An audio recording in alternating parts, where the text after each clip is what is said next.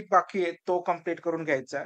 Okay आणि तो लक्षात येऊन जाईल. सिंपल आहे तसं बघायला गेलं तर. आपण क्यू स्टार्ट केलं होतं आणि काल तुम्हाला क्यू लक्षात आलं होतं. ओके. क्यू डेटा स्ट्रक्चर कशा वेळेने वर्क करतो. बेसिकली बघायला गेलं तर तुमच्या काल हे लक्षात आलं असेल, की क्यू डेटा स्ट्रक्चर त्याचा वर्किंग मॅनर काय आहे? शॉर्ट फॉर्म कसं लक्षात ठेवलं होतं आपण? क्यू म्हणजे एक लाईन. ओके. आणि लाईन ही कशी वर्क होत होती? वन वेने वर्क होत होती. ओके. काल आपलं जसं आपण आयडेंटिफाय केलं. क्यूचं ऑपरेशन जे आहे, ते ह्या वेने होत होतं. इथून डेटा आपण काय करत होतो? ॲड करत होतो. बरोबर? याला ॲडिंग डेटा म्हणत होतो आपण आणि एक साइडने काय करत होतो? रिमूव्ह करत होतो. बोथ वे ॲप्री म्हणजे इथे एक असा क्यू तयार होत होता आपला, जिथून एक ठिकाणी आपण गोष्टी ॲड करत होतो. याला ॲड म्हणतो आणि ॲडला काय म्हणतो आपण? Rare, REAR. हे टर्म्स लक्षात राहू द्या फक्त वर्डिंग. इथून काय होत होतं? ॲडिंग पार्ट होत होता आणि रिमूव्ह कुठं होत होतं? फ्रंटला आणि रिमूव्ह जिथून होतं त्याला काय म्हणतात? फ्रंट आणि तिथून काय होतं आपलं? डिलीट होतं एलिमेंट. सो हा एक पार्ट होता क्यूसाठीचा आणि हा वर्क कसा होत होता? First in first out, FIFO मॅनरमध्ये. जो पहिला आला तो पहिला चालला जाईल. हे आपलं नॉर्मल क्यूचं वर्किंग होतं. आणि हा जो क्यू इंटरफेस आहे तो आपल्या java.util पॅकेजमध्येच आहे. प्लस याच्यात अजून काय लक्षात आलं होतं? हां. क्यूमध्ये आपण त्या गोष्टी बघितल्या होत्या. क्यू इम्प्लिमेंट करण्यासाठी तुम्हाला कुठल्यातरी डेटा स्ट्रक्चरचा हेल्प घ्यावा लागतो. आपण लिंक लिस्ट युजिंग क्यू केलं होतं. नॉर्मल क्यूमध्ये गोष्टी ॲड करता येतात, रिमूव्ह करता येतात.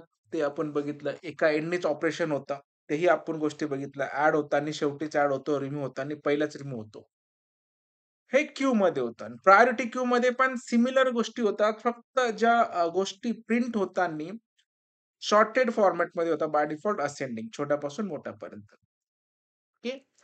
आता एक जो आहे DQ इंटरफेस आणि DQ इंटरफेसमध्ये आहे तुमचा ॲरिटी क्यू. आता DQ म्हणजे काय? तर हा जो आपण क्यू इंटरफेस केला ना, सिंगल क्यू आहे. सिंगली क्यू म्हणतात त्याला singly queue. Singly link list किंवा singly queue link list SINGLY singly. Singly म्हणजे एकाच वेने वर्क होतो. एका ठिकाणी ॲड होतात, एका ठिकाणी रिमूव्ह होतात. आणि DQचा अर्थ असा होतो, की डबली. त्याचा अर्थ काय होतो? DOUBLY. डबली, DAU जे पण आहे. डबली क्यू लिंक लिस्ट किंवा doubly link list queue using queue असं आपण म्हणू शकतो. Double DOBLE. Okay. Doubly link list म्हणून त्याला डी म्हटलेलं आहे. DQ म्हटलेलं आहे. ओके. आता जेव्हा नाव डबली लिंक लिस्ट येतं, तर डबली लिंक लिस्टचा अर्थ असा होतो, की बोथ द वे. तुम्ही एका ठिकाणावरून ॲड करताय, एका ठिकाणावरून रिमूव्ह करताय, तर हे रिव्हर्स ऑपरेशन सुद्धा त्याच्यात होतं. मग आपण काल बघा मी एक आपण क्वेरी जनरेट केली होती, की आपल्याला गोष्टी सुरुवातीला ॲड नव्हत्या करता येत. गोष्टी ॲड करायच्या असेल तर शेवटीच ॲड करावं लागायचं.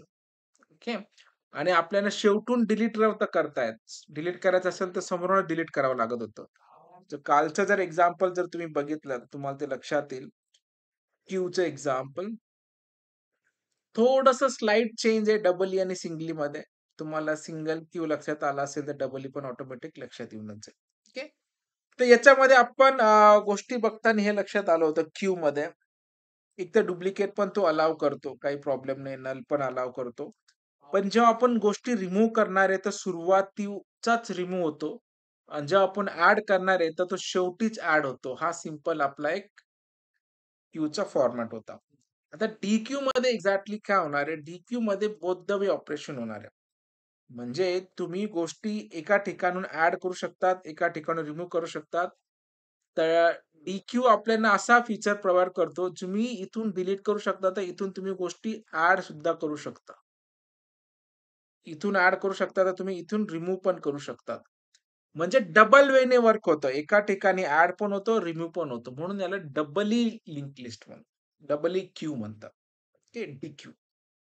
बस. बाकी प्रोग्राम तुमचा ॲज इट इज. डी-क्यू म्हणजे डबली दोन्ही वेने. याच्यामध्ये एक्स्ट्रा फीचर काय होणार आहे? तुम्हाला गोष्टी सुरुवातीला पण ॲड करता येतील आणि लास्ट पण ॲड करता येतील. तुम्हाला सुरुवातीला पण रिमूव्ह करता येईल आणि शेवटी पण रिमूव्ह करता येईल. बस हा एक छोटासा डिफरन्स आहे. तो आपल्याला लक्षात घ्यायचा आहे. आता याला प्रोग्रामॅटिकली बघितलं तर अजून जास्त क्लिअर होऊन जाईल. बाकी काहीच नाही. ठीक आहे. फक्त 2 गोष्टी एक्स्ट्राच्या आहेत फक्त. Add first, add last, add remove, add first, remove first. बस. बाकी ॲज इट इज आहे. आता याच्यामध्ये एक्झाम्पल खूप सिंपल आहे त्याचं. सिंपल आपल्याला डी-क्यू इंटरफेसचा वापर करून काय इम्प्लिमेंट करायचं आहे? अरे डी-क्यू. तर इथे मी क्लासचं नाव लिहितानाच काय क्लास लिहितो? अ, डी-क्यू करतो. म्हणजे तुमच्या लक्षात येईल. D-Q-you-E-you-V example. मेन क्लासमध्येच घेणार आहे. इथे करणार. ठीक आहे. याला काढून टाकतो ते. इथे आपल्याला डी-क्यूचा इंटरफेस वापर करायचा. डी-क्यू-यू-ई-यू-व्ही डी-क्यूचा इंटरफेस. ओके. स्पेलिंग बरोबर आहे का? डी-यू-क्यू-यू-ई. डी-यू-क्यू-यू-ई. स्पेलिंग कशी आहे? डी-क्यू असं. बघून घ्या एकदा स्पेलिंग बरोबर लिहितोय का आपण? D-Q interface. D-Q, D-Q, D-Q. कसा आहे? डी-ई-क्यू-यू-ई बरोबर लिहिलंय? डी-ई-क्यू-यू-यू बरोबर. तर मग इथे डेटा टाइप्स कुठल्या टाइपचा डेटा तुम्हाला स्टोअर करायचा आहे तो. सपोज मी आता लिहितो इथे इंटिजर इंटिजर. ओके. त्याचा ऑब्जेक्ट हा पॅटर्न सगळ्यांसाठी कॉमन आहे. तर इथे मी काय लिहितो? डी-क्यू लिहितो इज इक्वल टू आता आपल्याला कुठल्या क्लासचा वापर करायचा आहे? त्यांनी प्रोव्हाईड करूनच दिलेला आहे. त्याच्यामध्ये क्लास कोणता आहे? RADQ. बस तो वापरून घ्यायचा आहे. ARRAY RADEQUE RADQ. टाइपकास्ट करून घ्या त्याला आणि बाहेर फंक्शन्स. बस. आणि या सगळ्या गोष्टी कुठे तुमच्या java.util पॅकेजमध्ये. याच्यात पण तेच असेल. Import RADQ. फाईन. तर हे झालं आपलं ऑब्जेक्ट. बस. यही तो चाहिए था. याच्यामध्ये सिम्पली एक्स्ट्राच्या गोष्टी काय आलेल्या आहेत, ज्या आपण नॉर्मल क्यूमध्ये करत नव्हतो. आता इथे सिम्पली काय परफॉर्म होता इथे बघा. आपण नॉर्मली काय करतो डी-क्यू डॉट काय करत होतो? ॲड. मी इथे ॲड केला 2 ॲड केला सेमिकोलॉन. मी 2-4 गोष्टी ॲड करतो इथे. 2 ॲड केल्या, त्याच्यानंतर 4 ॲड केला, त्याच्यानंतर इथे 6 ॲड केला. इथे मी 8 ॲड करतो आणि इथे 1 ॲड करतो. ओके. आणि सिम्पली मी इथे काय प्रिंट करतोय बघा. SO DQ. राइट क्लिक करायला आणि रन करून बघा. पुढे गेलो आपण.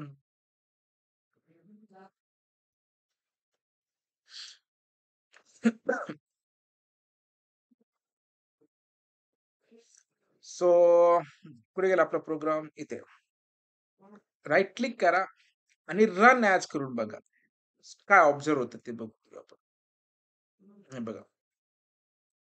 काय फरक पडला क्यू आणि डी-क्यू मध्ये? आता सध्या तरी काहीच फरक नाही. ज्या सिक्वेन्सने आला त्या सिक्वेन्सने तो काय झालेला आहे? हे झालेला आहे. आणि प्लस तुम्ही इथे जर गोष्टी रिमूव्ह केल्या, डी-क्यू डॉट रिमूव्ह. मी फक्त रिमूव्ह करतोय. ठीक आहे.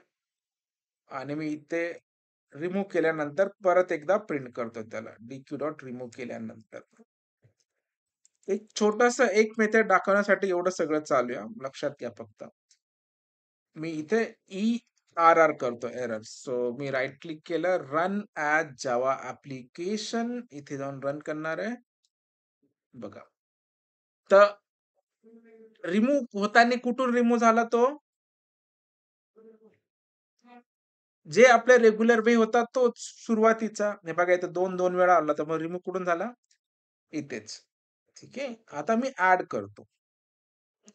DQ डॉट ॲड आणि इथे एक व्हॅल्यू ॲड करतो मी. आता सपोज इथे मी ॲड करतो 9. मग ॲड हा कुठे होईल? आपला शेवटीच. इथे जर आपण केल्या गोष्टी रन ॲप्लिकेशन्स बघा. तर इथपर्यंत आपण सगळ्या जर गोष्टी बघितल्या तर हा नॉर्मल क्यू सारखाच वर्क होतोय DQ. कारण DQ मध्ये तो आहेच. DQ मध्ये काय नॉर्मल क्यू आहेच ना, जे की दोन्ही साइडनी होतात. पहिला क्यूचा जो ऑपरेशन आहे जसा वर्क होणारा ॲज इट इज तसा आहेच DQ मध्ये.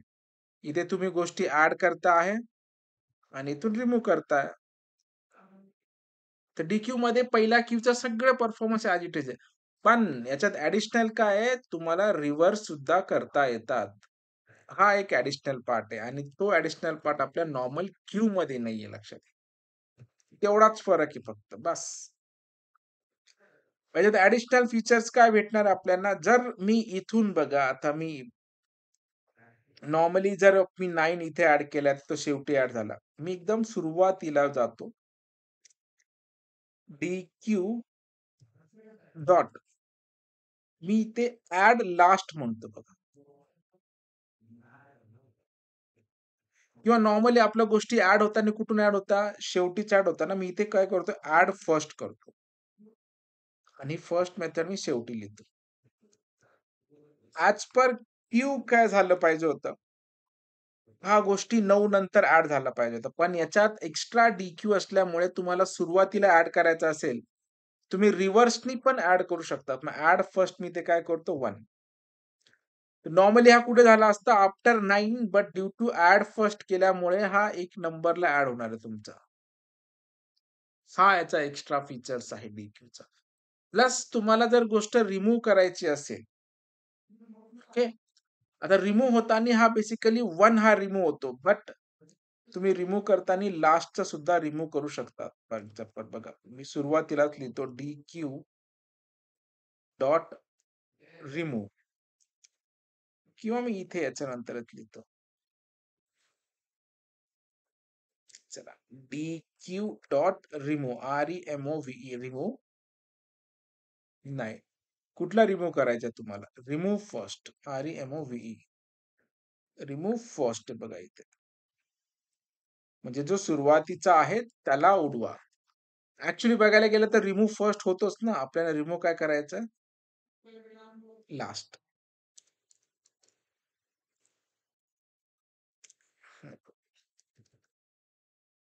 तर गोष्टी ऍक्च्युअल बघायला गेल्या तर जो सुरुवातीचा आहे तो डिलीट झाला पाहिजे होता 2.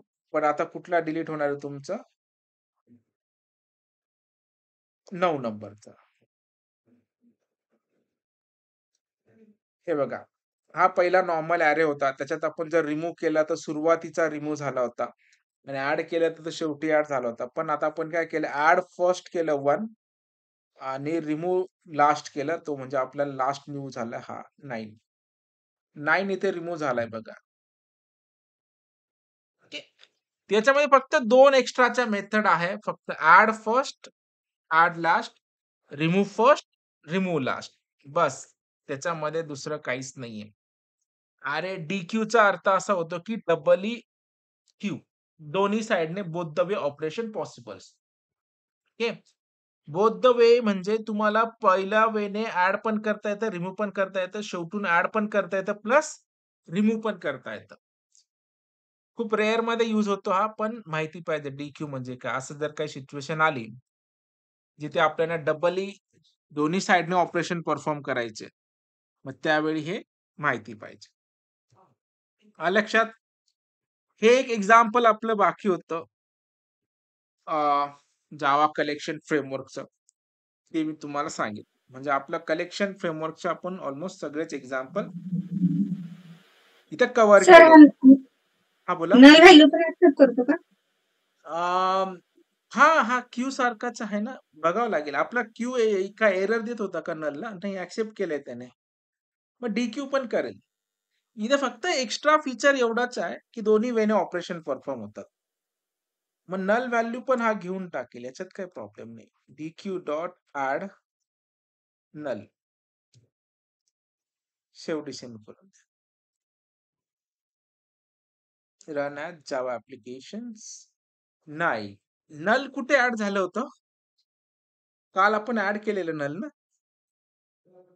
ठीक आहे, इथे नल घेऊन टाकलं होतं. प्रायोरिटी क्यू काय करतोय? नल नव्हता घेत वाटतं ना, तो एरर देत होता. मग आता डीक्यू पण काय नल ऍक्सेप्ट करत नाही. चला, ते एक व्हेरीफाय होऊन गेलं. बरोबर, चांगलं झालं विचारलं. जे अरे डीक्यू मध्ये सुद्धा नल व्हॅल्यू हा ऍक्सेप्ट करत नाही, कारण त्याने डायरेक्टली एक्सेप्शन दिलेलं आहे, null pointer exception. So null accept करत नाही. ठीक आहे, हे एक व्हेरीफाय झालं. तर अशा वेळी आपल्याला प्रत्येकाचं एक्झाम्पल ऑब्झर्व करून करून करून सगळे कंपॅरिझन लक्षात ठेवायचे. म्हणजे तुम्हाला हा चार्ट थ्रू आउट एक असं ओव्हरव्ह्यू बघितला तरी तुम्हाला सगळ्या गोष्टी रिवाइज झाल्या पाहिजेत. त्याच्यामुळे चार्ट कुठेतरी ड्रॉ करून ठेवा. मग ॲटलीस्ट तुम्हाला याच्यावर काही प्रश्न जरी विचारले, की how many numbers of interface are there in collection framework? At least तुम्हाला इंटरफेसचे नाव तर सांगता आलं पाहिजे. Iterable, collection, list, queue, set. सेटमध्ये सॉर्टेड सेट आहे, क्यू मध्ये फक्त एक डी आहे, सिंगल आणि डबल. ओके.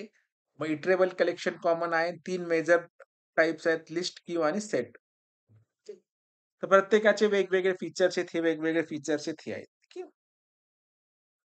आता अपार्ट फ्रॉम धिस मला अजून एक एक्झाम्पल घ्यायचं होतं. म्हणजे आतापर्यंत आपण जे पण टाइप बघितलं, चाहे ते लिस्ट असेल, ॲरे लिस्ट असेल, क्यू असेल, सेट असेल, तर आपण सगळ्यांमध्ये फक्त डेटा टाइप स्टोअर करत आलेलो आहे.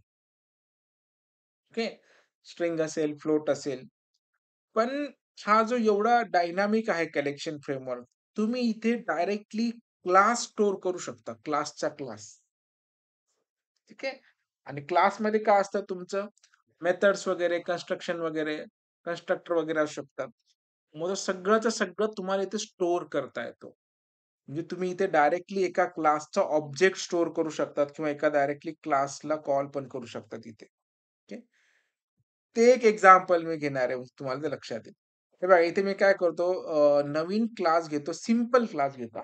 मी एम्प्लॉय नावाचा क्लास घेतो. मेन क्लास नाही, हा माझा एक सिंपलसा सिंपल क्लास आहे एम्प्लॉय नावाचा. ओके.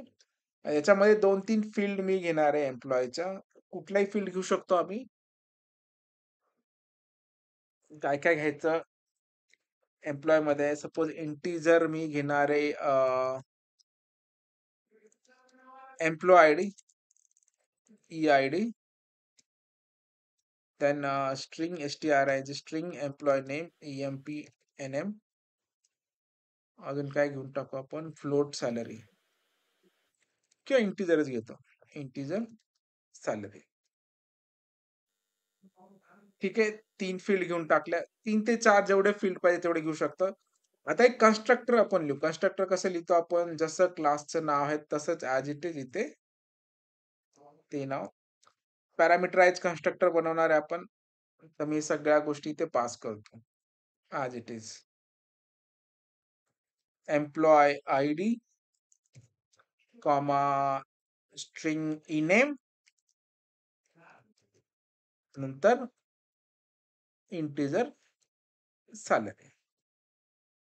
आता मी जे पॅरामीटरचे नाव आहे तेच पॅरामीटर इथं पास केलंय. मग आता इनिशियलाइज करताना आपल्याला काय करावं लागेल, कुठला कीवर्ड वापरावा लागेल. पॅरामीटरचं नाव आणि व्हेरिएबलचं नाव जर सेम असेल, तर मी इथे E I D is equal to E I D करून चालणार आहे का? त्याला कळेल का कुठला ई-आय-डी? दिस कीवर्ड वापरावं लागेल. हा, सो इथे दिस पॉइंटर वापरावं लागतं, पण दिस डॉट जे असेल ते. Okay, this dot this, this dot this. This dot काय करणार आहे, ई नेम, ई-एन-एम करतो मी शॉर्ट फॉर्म.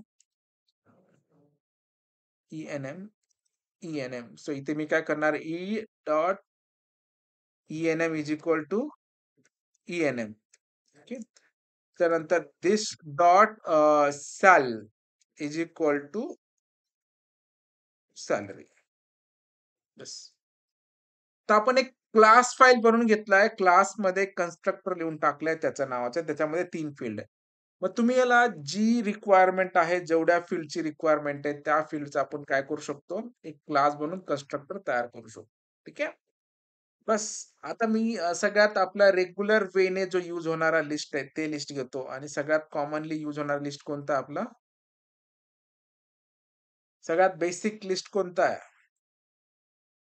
अरे लिस्ट. अरे list is most commonly used list in Java collection framework. ठीक आहे. कारण त्याच्यामध्ये काहीच हेक्टिक नाही. जसं वापरायचं तसं वापरा. सगळं ॲक्सेप्ट करतं, सगळ्या गोष्टी तिथे होतात. ठीक आहे. तर नॉर्मली आता मी एक एक्झाम्पल घेतो आणि त्याच्यामध्ये आपण तो सॉल्व्ह करून घेऊ. राइट क्लिक केल्याला न्यू म्हटलं, क्लास आणि क्लासमध्ये अरे टास्क 2 मेन क्लास घ्यावा लागेल आपल्याला इथे. बरोबर? बस. इथे काय घेणार आहे मी? अरे लिस्ट ARRAY LIST. बरोबर आहे? ARRAY अरे लिस्ट. अरे लिस्टचा आपण काय करतो? टाइप बनवतो. AL इज इक्वल टू काय करतो आपण? New array list. LIST त्यामध्ये टाइप सेमिकोलॉन. सेमिकोलॉन द्यायचं बाहेर. हा कोणत्या पॅकेजमध्ये? Java dot util package, Java dot util. हा. तर इथे आपल्याला काय स्पेसिफाय करायचं आहे? टाइप. आणि आतापर्यंत आपण काय करत होतो इथे? इंटिजर द्या, स्ट्रिंग द्या, फ्लोट द्या. पण आता आपण इथे करणार आहे डायरेक्टली त्या क्लासचं नाव आणि त्या क्लासचं नाव काय आहे? EMP नाव क्लास आहे. इथे तुम्ही आपण डायरेक्टली क्लासचा नाव स्टोअर करून टाकलं. म्हणजे इथे तुम्हाला कुठल्या गोष्टी स्टोअर करायच्या ह्या क्लासच्या रिलेटेड. ठीक आहे.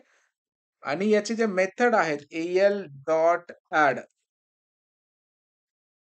आता ऍड करताना आपण काय करू शकतो? डायरेक्टली एम्प्लॉयचा जो ऑब्जेक्ट आहे ॲज इट इज तसाच्या तसा स्टोअर करू शकतो.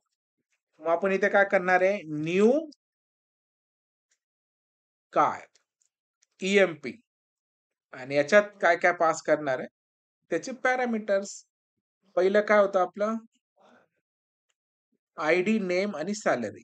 सो एम्प्लॉय आयडी फर्स्ट केला, देन सेकंड आहे तुमचा नेम. मी टाइप करतो SURAS नेम आणि प्लस काय तुमचं सॅलरी. डबल कोट मध्ये टाका नाव. स्ट्रिंग आहे तो म्हणून. बस. हे फक्त एवढंच नाही लक्षात ठेवायचं आपण की डेटा टाइपच पास करतोय. तिथे डेटा टाइपने तुम्ही अख्खाच्या अख्खा क्लास पास करू शकतात आणि इथे मल्टिपल व्हॅल्यू ऍड करू शकतो. Employee 1, employee 2, employee 3. इथे सुरेश ऍड केला मी. इथे RAM उमेश ऍड करतो. इथे मी महेश ऍड करतो. MAHESH महेश. झालं? बघा आतापर्यंत आपण काय करत होतो? सिंपल एक डेटा ऍड करत होतो. पण इथे आपण डायरेक्टली काय करता येतं? डायरेक्टली ऑब्जेक्टचा ऑब्जेक्ट स्टोअर करतायत. मग आता सिम्पली काय करणार आहे? तर इथं व्हॅल्यू जर गेट करायचं असेल तर आपल्याला एक फॉर इच लूप घ्यावा लागेल. जो आपल्याला माहिती आहे फॉर. कशात डेटा स्टोअर होतंय? क्लास कोणता आपला? EMP. त्याचा ऑब्जेक्ट लिहिला कोलन आणि याच्यात काय पास करणार? पूर्ण आपलं अरे लिस्ट. एम्प्लॉय मध्ये जेवढी लिस्ट ऍड केली ती सगळी लिस्ट आता मी AL मध्ये स्टोअर केली आणि त्याचा कशा स्टोअर केला? E मध्ये. आणि आपण डेटा कसा रीड करतो? SYSO system dot out dot println E dot काय पाहिजे? EID प्लस कॉन्कॅट प्लस त्यानंतर परत काय करणार? E dot ENM plus concat plus E dot काय आता? सॅलरी.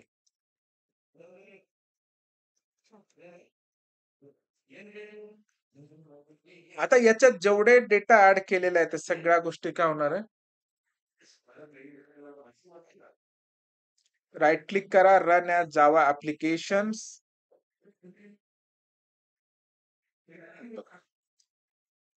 भेटले सगळे व्हॅल्यू. सिंपल. तर आतापर्यंत आपण जे simple object data type add केला होता, आता ते काय होणार आहे सगळ्याच्या सगळे तुम्हाला क्लासचा ऑब्जेक्ट सुद्धा इथे बनवता येतो आणि त्याच्यामध्ये तुम्हाला प्रत्येक व्हॅल्यू एका ठिकाणी भेटतात. याच्यामध्ये हे गोष्ट लक्षात ठेवायची की फक्त तुम्हाला एक सिंगल डेटा ऍड करू नाही शकत तुम्ही. तुम्हाला वाटलं की पूर्ण कन्स्ट्रक्टर ऍड करायचा, तर तुम्ही त्या गोष्टी देखील इथे इझिली ऍड करू शकताय. लक्षात आलं? हा एक टाइप होता आपला, बाकी तो आपण घेऊन टाकलेला. समजलं काय? हो सर. हां, तर याच्यामध्ये ना आता ते मी उद्या घेईल. ते जावा 8 चे काही नवीन फीचर्स आलेले आहेत. ठीक आहे.